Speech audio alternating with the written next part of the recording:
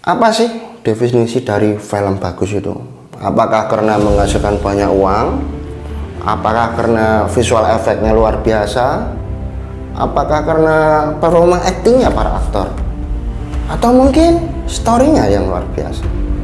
Well, untuk itu kita akan lihat lebih dalam Jurassic Park 93, film Jurassic Park pertama, yang mana membuat fondasi dari Jurassic Park franchise.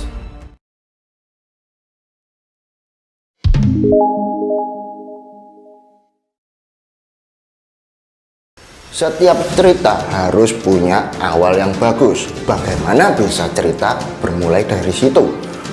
Dan harus punya batas yang jelas. Ini salah satu hal yang paling penting dalam sebuah cerita. Awal yang bagus membuat kita benar-benar memahami kenapa bisa ceritanya sampai di situ.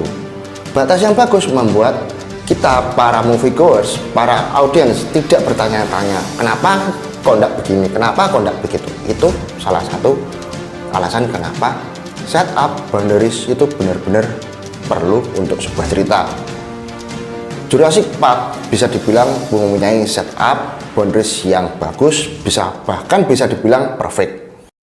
Dengan setup yang jelas, batas yang jelas, jujur ini membuat Steven Spielberg, sang sutradara, ini membuat storytelling di film ini menjadi lebih smooth, lebih bagus. Ini berbeda banget dengan Jurassic Park The Lost World. The Lost World is okay, sampai akhirnya di act ketiga, dimana mengambil setting di dunia nyata. Ini membuat kita bertanya, masa sih T-Rex sebesar itu kok enggak ketemu? Polisinya gimana? Yang lain mana? Ini gimana? Ini gimana? Ini salah satu batas yang nggak jelas. Jurassic Park ketiga bisa dibilang hampir perfect. Jadi bisa dibilang masih menggunakan setup yang sama, boundaries yang sama dengan Jurassic Park yang pertama. Jurassic Park World franchise jadi terdiri dari Jurassic World Fallen Kingdom, Jurassic World Dominion. Ini benar-benar gimana ya, bisa dibilang setup boundariesnya nggak jelas. Jurassic World pertama kali kacau gara-gara Indominus Rex kabur, tapi boundariesnya nggak jelas. Bayangkan, apa iya taman sebesar itu nggak ada sinyal? Ini zamannya HP film itu dikeluarkan. Masa iya nggak ada bantuan selain InGen? Ini bukannya membuat Anda bertanya-tanya toh? Jurassic World Fallen Kingdom pun sama. Owen Grady dan Claire Dearing sama sekali tidak memanggil pihak otoritas. Bukannya membuat Anda para moviegoers agak gimana gitu. Sama juga Jurassic World Dominion, mereka loh nggak sampai kepikiran untuk manggil polisi lah, tentara lah, otoritas lah, nggak ada. Cuma bantuannya mereka sendiri. Ini membuat batasnya semakin nggak jelas, membuat gimana ya, Anda mempertanyakan kenapa kok nggak gini, kenapa nggak begitu. Ini benar-benar bisa dibilang menurunkan kualitas. Karena apa? Pada akhirnya kita sampai setelah menonton film membuat kita bertanya-tanya, kenapa kok nggak begini, kenapa kok nggak begitu. Akhirnya apa jatuhnya? Filmnya terasa idiot. That is one big pile of shit.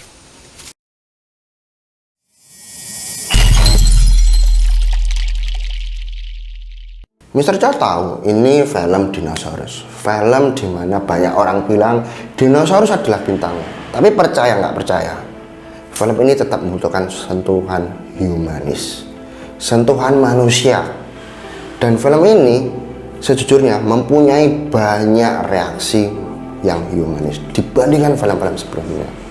Film ini jauh lebih dalam lagi. Mereka benar-benar mengambil orang yang benar-benar bukan movie star.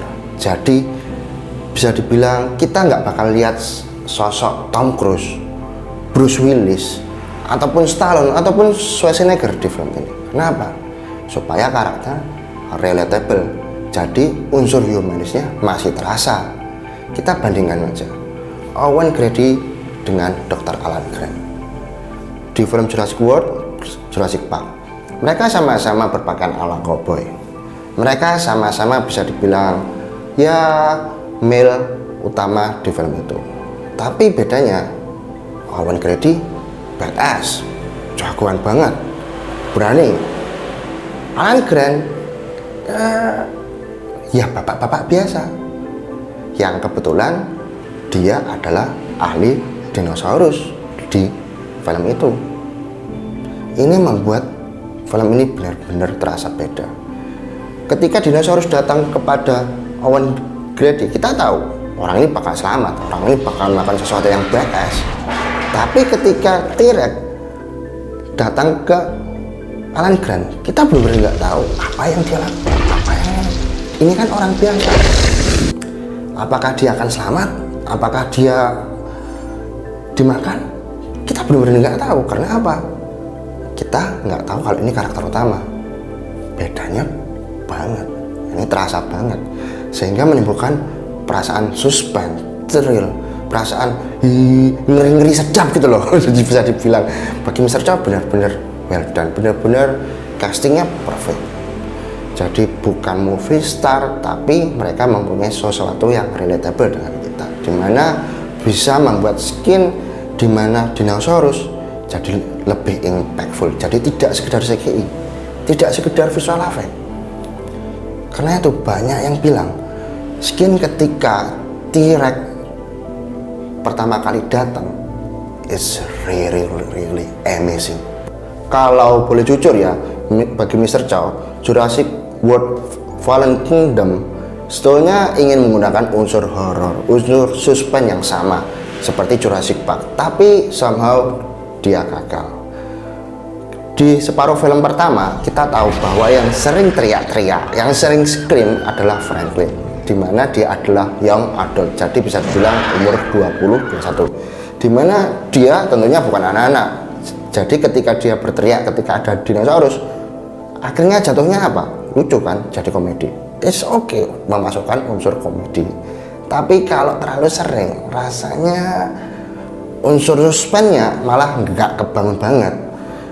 Dan di paruh akhir yang jadi fokus utama adalah Messi, tapi yang berbeda di Jurassic Park adalah skinnya jauh lebih kompleks dan runtime-nya lebih banyak. Ini membuat unsur horor di Messi kurang seberapa nendang. Jadi bisa dibilang skinnya simpel, jadi teriak terasa horor, teriak terasa horor. Jadi nggak sebagus yang Jurassic Park. Panjang, ada skin anak-anaknya di mana mereka berhadapan dinosaurus, tapi digarap benar-benar well done. Ini yang membuat berbeda. Dan sadar nggak sih kalian para moviegoers, Jurassic Park karakternya itu sedikit banget. Jadi ini adalah salah satu kekuatan tersembunyi dari Jurassic Park, membuat kita fokus terhadap karakternya. Karakternya berapa sih? Hammond, Lawyer, Alan Grant, Ian Malcolm, Ellie Sattler, Nerdy, Samuel L. Jackson, dan Lex Dante. Cuma 9, tidak sampai 10, tapi membuat kita benar-benar fokus apa yang terjadi pada mereka. Apalagi karakter ini benar-benar humanis, bisa dibilang sangat-sangat ordinary people.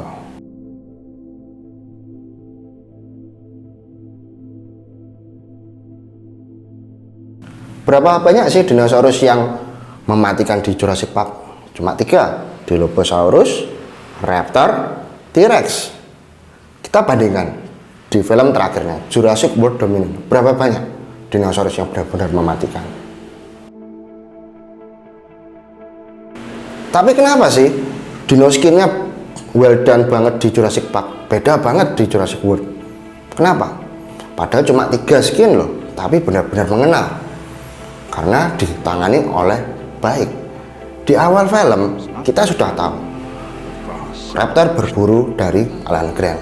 Di tengah film kita tahu Raptor adalah makhluk yang cerdas dari Mulder. Ketika akhir film, ketika berhadapan dengan Raptor, akhirnya Raptor sesuai dengan imajinasi kita. Sekali lagi ditangani dengan baik, jadi kita nggak akan kaget ketika Raptor ternyata bisa buka pintu, ternyata Raptor tiba-tiba datang. Kita nggak bakal kaget. Karena apa? Sudah dari awal dikasih setup. Begitu juga dengan Dilophosaurus.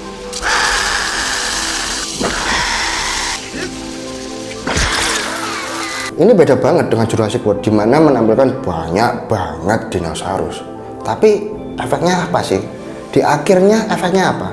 Enggak ada efeknya. Jadi ketika ditampilkan Atriraptor, tokoh utama lolos. Jadi serasa kayak apa? Filler. Oh, ini ada dinosaurus baru. Ini loh, kamu tak kasih dinosaurus baru. Jadi malah tujuannya seperti kayak filler. Ini loh dunia yang lebih besar. Ini loh the bigger dinosaurus. Ini loh explosive dinosaurus. Tapi nggak dapat feel-nya, nggak dapat ohnya. Ini salah satu pembeda banget. Makanya banyak orang yang bilang, kok terasa seperti film action, terasa seperti Fast Furious.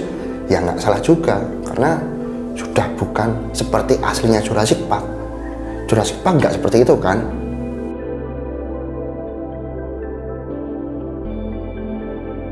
Sebagai perbandingan, Jurassic Park The Lost World yang kedua sebetulnya mempunyai tema yang lumayan sama dengan Aliens dibandingkan Alien. Jadi ketika Alien menetapkan pondasi, Aliens memperlebar dunianya. Begitu juga dengan The Lost World, dia berusaha memperlebar dunia dinosaurus. Tapi jangan salah, ini dinosaurus, apalagi yang perlu dieksplor dunianya. Dan orangnya lebih banyak, membuat kita ya bisa dibilang nggak fokus juga. Bagi Mr. Chow pun kurang dapat feel-nya, nggak dapat personalnya seperti di Jurassic Park. Apalagi third act-nya berada di dunia nyata. Ini membuat semakin kayak gimana ya, terasa salah banget, terasa kayak nggak pas pada tempatnya. Masa iya sih T-Rex sebesar itu nggak dapat ketangkep? Sedangkan Jurassic Park ketiga mempunyai skenario yang sama dengan Jurassic Park yang pertama. Pulau yang terpencil, orangnya sedikit, jadi bisa dibilang hampir sesuai. Tapi sayangnya ratingnya tidak sebagus Jurassic Park yang pertama.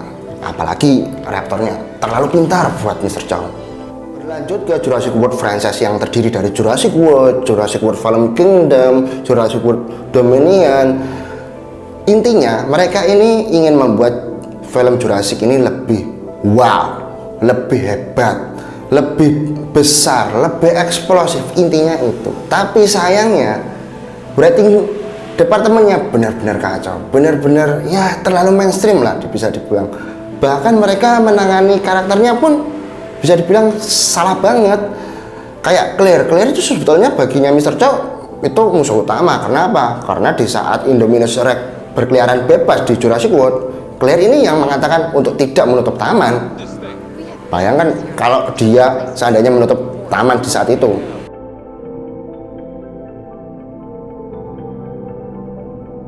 Begitu juga di Jurassic World Fallen Kingdom, mereka menambahkan gunung berapi yang meledak, tahu, benar-benar eksplosif kan. Tapi sayangnya sekali lagi rating departemennya benar-benar low, benar-benar terlalu mainstream, benar-benar gimana ya, tidak sebagus Jurassic Park yang pertama, dimana eksposisinya benar-benar bagus, handle dinosaurusnya bagus, karakternya ditangani dengan baik. Enggak, di Jurassic World Fallen Kingdom biasa banget. Damn you! Jurassic World Dominion sama aja, malah kehadiran dua tokoh baru, Kayla Watts sama Ramsey Cole. Tapi siapa sih mereka? Bukan siapa-siapa loh, padahal tokoh baru, dimana film Jurassic World Dominion ini sudah terlalu banyak karakternya. Bukan siapa-siapa, tapi menentukan banget di jalan cerita. Bukankah ini sesuatu banget? Maksudnya apa juga? Satu hal utama kenapa sequel Jurassic Park tidak bakal bisa sebagus Jurassic Park adalah satu, film ini dimaksudkan stand alone. Bahkan novel ini dimaksudkan stand alone. Jadi dari awal sudah tidak dipersiapkan sequelnya. Jadi bagaimana bisa kamu membuat sequel di mana tidak ada pondasinya?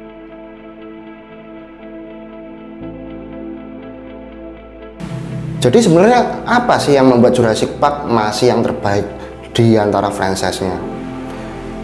Bayangkan 5 film setelah dia, tapi dia masih yang terbaik. Kenapa? Karena mereka menghandle story ini dengan bagus.